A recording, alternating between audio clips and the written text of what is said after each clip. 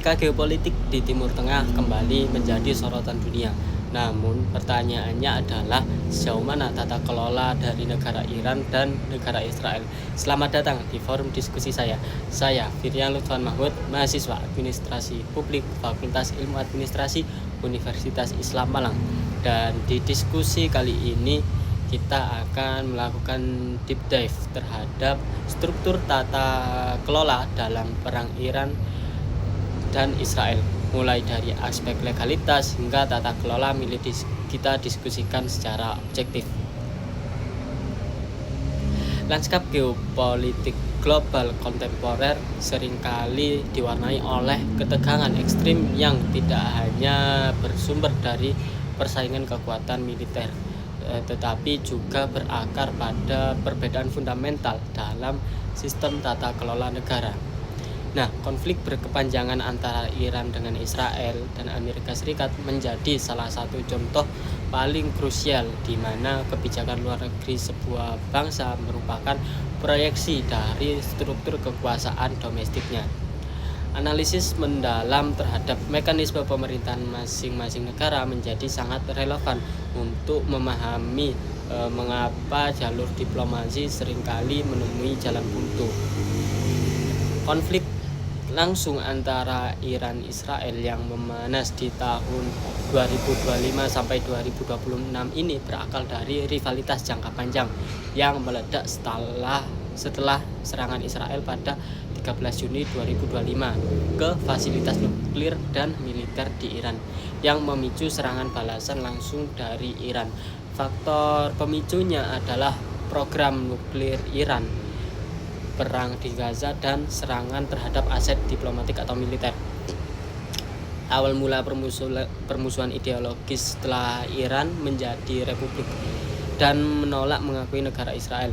Selama puluhan tahun keduanya itu terlibat konflik secara tidak langsung, di mana Iran mendukung kelompok seperti Hizbullah dan Hamas, sementara Israel berupaya untuk menyabotase program nuklir Iran.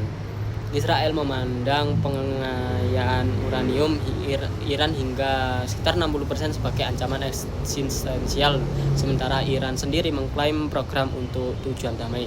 Kemudian awal mula dan puncaknya bermula ketika Israel meluncurkan serangan udara besar-besaran itu menargetkan fasilitas nuklir di Natanz, pangkalan militer dan kilang minyak di negara Iran.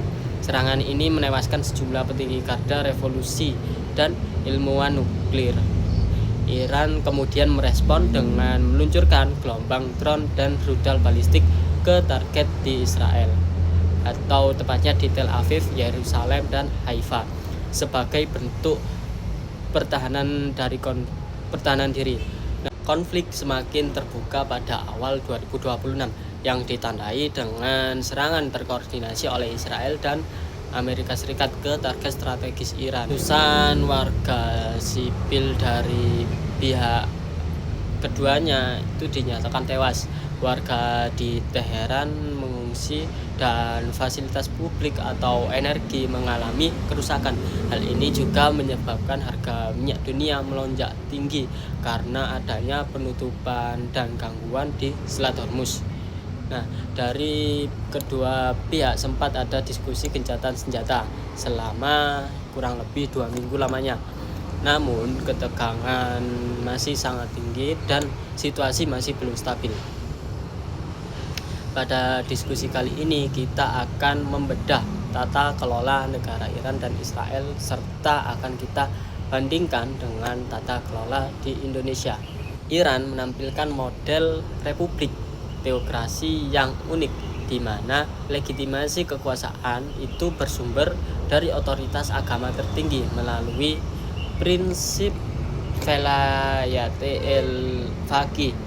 Dalam sistem ini, institusi demokrasi seperti presiden dan parlemen itu berada di bawah pengawasan ketat rahbar. Rahbar ini adalah pemimpin tertinggi. Sebaliknya, Israel itu mengadopsi sistem republik parlementer yang dinamis, di mana Meskipun identitas negara sebagai negara Yahudi sangat kuat, tata kelolanya itu dijalankan melalui prinsip-prinsip demokrasi Barat dengan pengawasan yudisial yang ketat.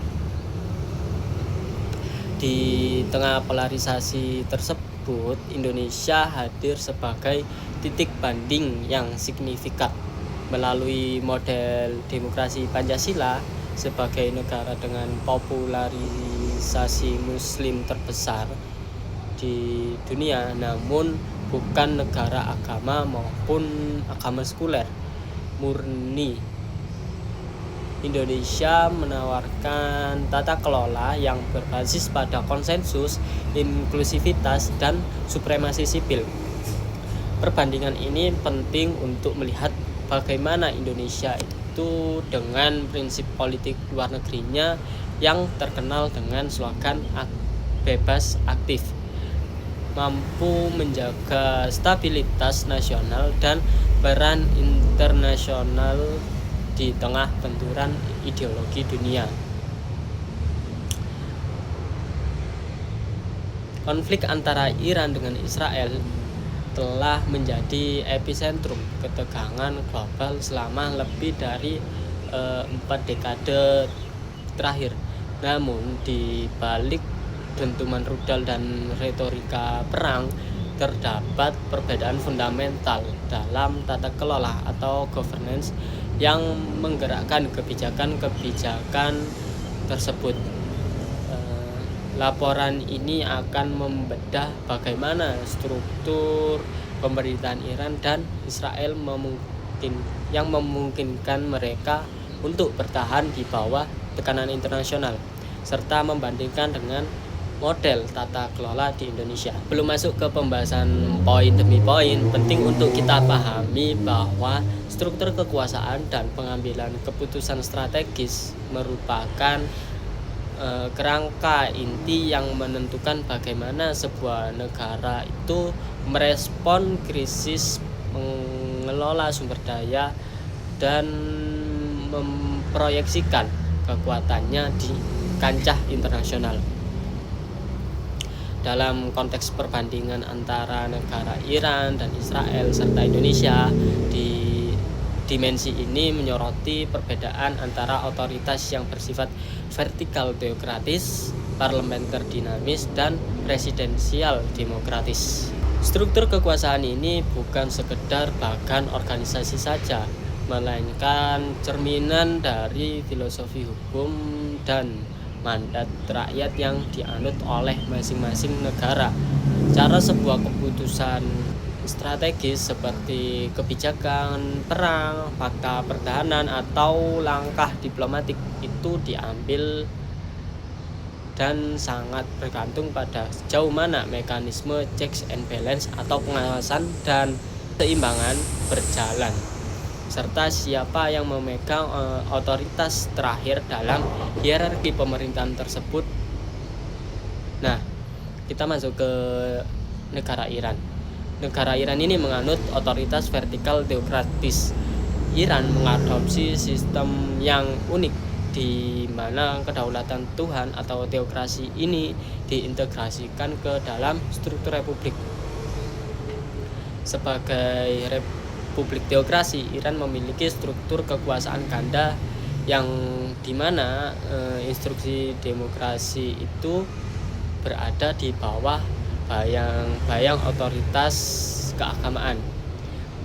Presiden di Iran itu dipilih melalui pemilu, namun setiap kandidat itu harus disaring dan disetujui oleh Dewan Garda yang setia kepada pemimpin tertinggi, sehingga kebijakan strategis negara tetap berada dalam garis ideologi teokrasi.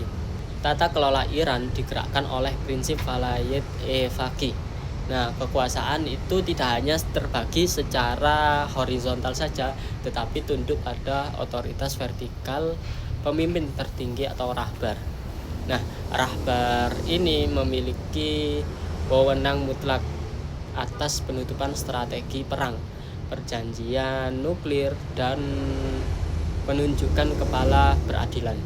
Hal ini membuat kebijakan luar negeri Iran sangat stabil namun kaku karena tidak mudah berubah meskipun terjadi pergantian presiden melalui pemilu. Kita masuk ke negara Israel. Nah, di Israel ini menganut otoritas parlementer yang dinamis. Israel sebagai negara demokrasi parlementer yang menempatkan parlemen itu sebagai pusat kekuasaan. Sebagai republik parlementer, Israel tidak memiliki konstitusi tertulis tunggal, melainkan mengandalkan hukum dasar atau basic laws untuk mengatur jalannya pemerintahan dan pengambilan keputusan yang berpusat pada Perdana Menteri dan kabinetnya yang harus mendapatkan mandat dari Knesset. Nah, Knesset sendiri ini adalah parlemen. Tata kelolanya sangat bergantung pada koalisi politik. Nanti jatuhnya dukungan di parlemen ini berarti jatuhnya ke pemerintahan. Otoritas eksekutif sesungguhnya itu berada di bawah, di tangan Perdana Menteri yang memimpin kabinet dan harus mempertahankan dukungan mayoritas di parlemen atau Knesset tadi. Hal ini menciptakan tata kelola yang sangat dinamis namun rentan terhadap krisis koalisi. Nah, dari kedua negara tersebut kita bisa bandingkan dengan negara Indonesia. Indonesia sendiri menganut otoritas presidensial yang konsensus. Indonesia menerapkan sistem presidensial yang mengutamakan stabilitas eksekutif dan keseimbangan kekuasaan, yang dimana presiden adalah kepala negara yang sekaligus menjabat sebagai kepala pemerintahan dengan masa jabatan tetap yakni 5 tahun. Dalam pengambilan keputusan strategis seperti menyatakan perang atau perjanjian internasional, presiden ini harus mendapat persetujuan DPR yang mencerminkan mekanisme checks and balance yang kuat. Berbeda dengan Iran yang diawasi lembaga agama atau Israel yang sangat bergantung pada parlemen, Presiden Indonesia diawasi oleh mekanisme checks and balance tadi yang berasal dari DPR dan Mahkamah Konstitusi, namun tetap memiliki stabilitas untuk menjalankan kebijakan tanpa takut dijatuhkan setiap saat oleh mosi tidak percaya parlemen. Nah, di pilar kedua yang akan kita bahas dalam analisis ini berfokus pada dasar hukum dan integritas nilai keagamaan. Sebuah dimensi yang menentukan bagaimana norma, moral, dan identitas bangsa diterjemahkan ke dalam aturan yang mengikat secara hukum. Dalam tata kelola negara, dasar hukum bukan sekedar kumpulan peraturan, melainkan cerminan dari kesepakatan fundamental mengenai sejauh mana nilai-nilai transendental atau keagamaan itu boleh masuk dan mewarnai ruang publik serta menjadi kebijakan negara. Perbandingan antara Iran, Israel, dan Indonesia dalam aspek ini memperlihatkan spektrum yang sangat kontras. Mulai dari negara yang menjadikan agama sebagai hukum positif yang mutlak, negara yang menggunakan agama sebagai identitas nasional namun tetap berpegang pada prinsip demokrasi, hingga negara yang mengedepankan religiusitas inklusif sebagai pemersatu bangsa. Integrasi nilai keagamaan ini pada akhirnya mempengaruhi cara negara memandang hak asasi manusia, keadilan sosial, hingga legitimasi moral dalam mengambil kebijakan luar negeri yang sering kali menjadi pemicu konflik. Masuk ke penjelasan pertama, ada negara Iran. Dalam tata kelola Iran, agama itu bukan sekedar nilai pelengkap, melainkan fondasi utama dari seluruh tatanan hukum negara yang bersifat mengikat. Hukum formal atau tertingginya adalah syariah, di mana seluruh peraturan yang dibuat oleh parlemen harus selaras dengan prinsip-prinsip Islam. Nah, konstitusi Iran sendiri memastikan bahwa seluruh peraturan perundang-undangan itu tidak boleh bertentangan dengan prinsip Islam yang ditafsirkan oleh Dewan Garda. Integritas ini menciptakan legitimasi moral yang sangat kuat bagi rezim-rezim, namun secara sistematis membatasi ruang bagi pluralisme hukum atau interpretasi sekuler dalam kebijakan publik. Nah, di negara kedua ada negara Israel. Nah, Israel sendiri memiliki pendekatan di mana identitas keagamaan itu diakui secara konstitusional, namun sistem hukumnya tetap bersifat pada demokratis sekuler dalam operasionalnya. Israel sendiri tidak memiliki konstitusi tertulis tunggal, melainkan mengandalkan basic laws atau hukum dasar sebagai pengganti konstitusi formal.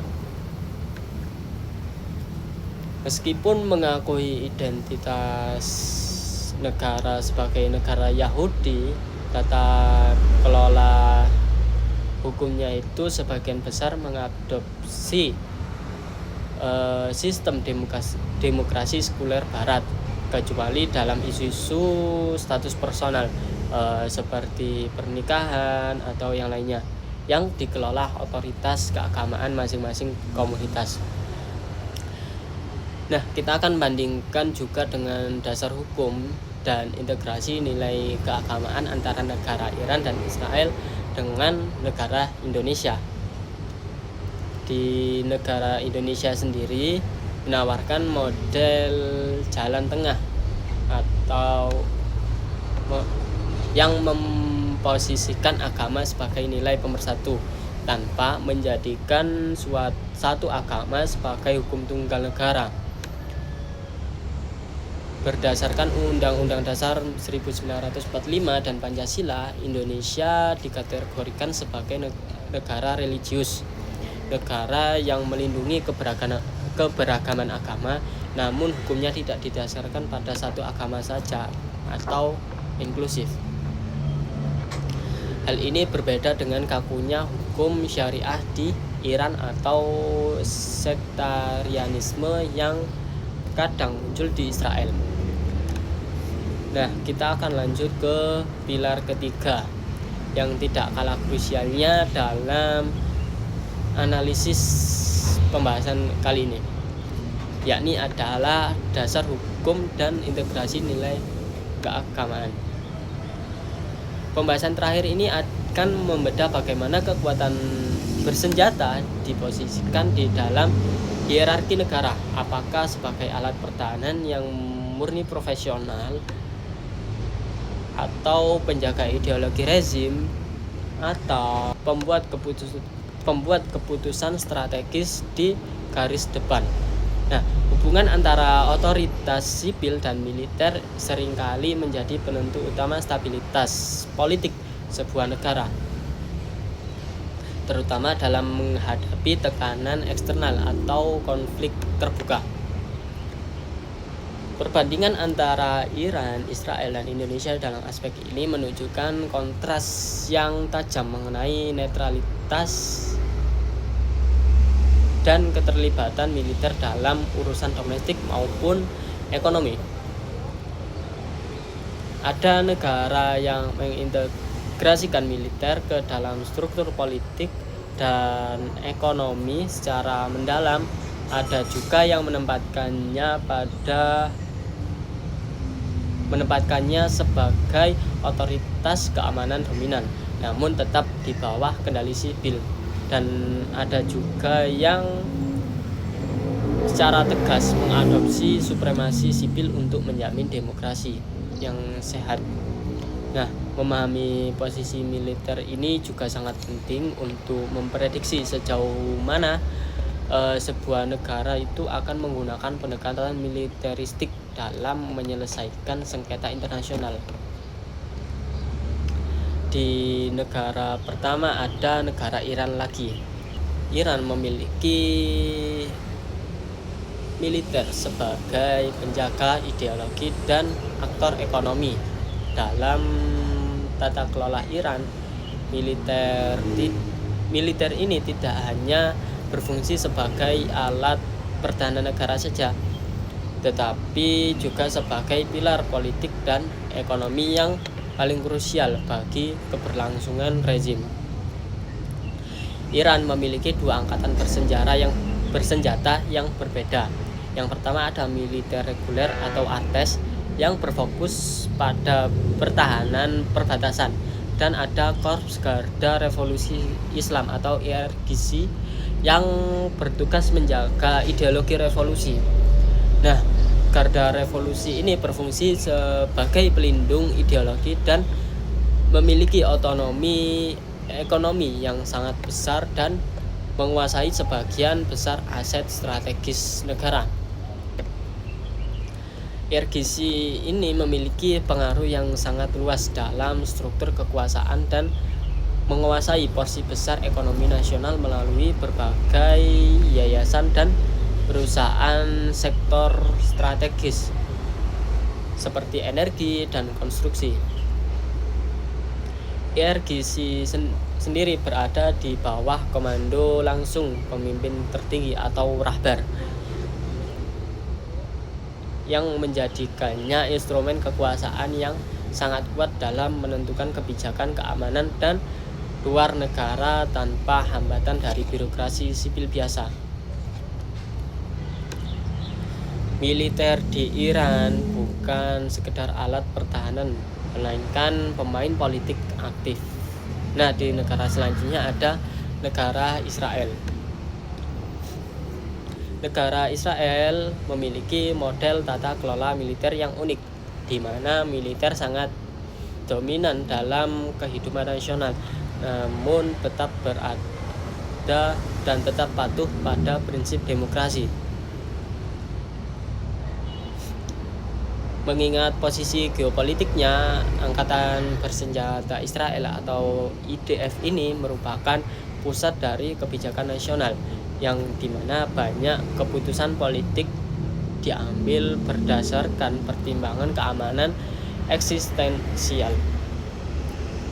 Karena ancaman keamanan yang konstan, militer IDF ini memiliki pengaruh besar dalam kebijakan nasional. Namun secara tata kelola, Israel mempertahankan supremasi sipil yang sangat ketat. IDF sendiri selalu tunduk pada keputusan pemerintahan sipil. Militer tetap tunduk sepenuhnya di bawah kendali pemerintahan sipil, yakni dari Perdana Menteri sendiri dan para kabinet. Keputusan militer tertinggi itu selalu memerlukan mandat dari otoritas sipil yang terpilih. Berbeda dengan Indonesia, dasar hukum dan nilai keagamaan, Indonesia ini menawarkan model transformasi tata kelola militer dari peran politik aktif menuju profesionalisme murni.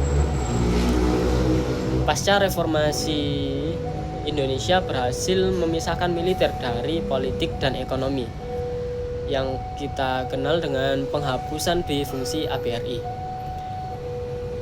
TNI dikelola sebagai militer profesional dan netral yang berada di bawah otoritas sipil. Tata kelola pertahanan Indonesia menempatkan TNI di bawah otoritas sipil. Kebijakan pertahanannya itu ditentukan oleh pemerintah melalui Kementerian Pertahanan dan diawasi secara ketat oleh DPR untuk memastikan bahwa penggunaan kekuatan militer adalah keputusan politik negara. Untuk menjamin profesionalitas militer, militer Indonesia dilarang terlibat dalam kegiatan bisnis, sehingga fokus utama lembaga militer ini adalah pada pertahanan kedaulatan negara dan tugas-tugas kemanusiaan sesuai mandat konstitusi.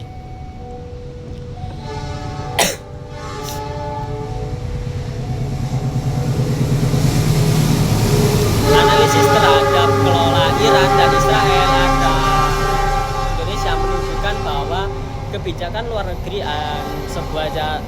sebuah negara merespon konflik merupakan cerminan langsung dari struktur domestik dan filosofi hukum yang dianutnya. Analisis terhadap tata kelola Iran, Israel, dan Indonesia menunjukkan bahwa kebijakan luar negeri dan cara sebuah negara merespon konflik merupakan cerminan langsung dari struktur domestik dan filosofi hukum yang dianutnya. Konflik antara Iran melawan Israel dan Amerika Serikat bukan sekedar benturan kepentingan militer, melainkan representasi dari benturan dua model tata kelola yang berbeda, yakni model teokrasi yang kaku namun stabil secara ideologis, melawan model demokrasi parlementer yang sangat dinamis namun rentan terhadap fluktuasi politik dalam negeri. Melalui demokrasi Pancasila, Indonesia menawarkan jalur alternatif yang krusial dalam peta geopolitik global. Dengan berhasil mengintegrasikan nilai-nilai religiusitas ke dalam bingkai negara hukum yang inklusif, serta secara konsisten menjunjung tinggi supremasi sipil dan profesionalisme militer, Indonesia memiliki resiliensi yang unik dalam menghadapi ketidakpastian dunia. Tata kelola yang berbasis pada konsensus dan hukum internasional memungkinkan Indonesia untuk tetap berdiri sebagai aktor perdamaian yang tidak terjebak dalam polarisasi ekstrim. Studi perbandingan ini memberikan pelajaran bahwa kekuatan sejati sebuah bangsa di era modern tidak hanya terletak pada kapasitas persenjataannya, melainkan pada fleksibilitas, transparansi, dan akuntabilitas sistem tata kelolanya. Bagi Indonesia, mempertahankan identitas sebagai negara hukum yang religius dan demokratis adalah kunci untuk memastikan kepentingan nasional tetap terlindungi sambil terus berkontribusi pada terciptanya tatanan dunia yang lebih stabil dan berkeadilan. Satu hal yang bisa kita pelajari dari hal ini adalah ketika tata kelola global diuji oleh perang, disitulah kemanusiaan dipertaruhkan. Terima kasih sudah menyimak analisis mendalam kami hingga selesai. Jangan lupa untuk terus memperbarui informasi dari sumber-sumber yang valid dan kredibel. Saya Firyan Lutfan Mahmud, sampai jumpa di pembahasan selanjutnya.